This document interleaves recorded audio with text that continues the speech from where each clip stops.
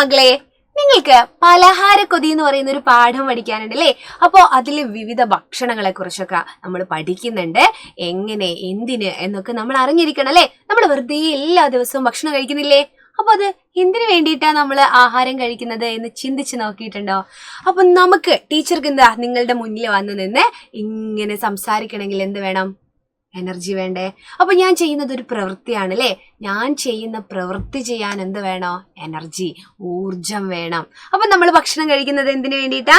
ആരോഗ്യത്തോടെ വളരണം അല്ലേ? നമുക്ക് നല്ല ഹെൽത്തി ആയിട്ട് വളരണ്ടേ? അല്ലാതെ എപ്പോഴും അസുഖമൊക്കെ ആയിട്ട് ഇങ്ങനെ വളർന്നാൽ മതിയാ? പോരല്ലേ? അപ്പൊ ആരോഗ്യത്തോടെ വളരാനും പ്രവൃത്തി ചെയ്യാനുള്ള കഴിവിന് വേണ്ടിയിട്ടാണ് നമ്മൾ എന്ത് ചെയ്യുന്നത്?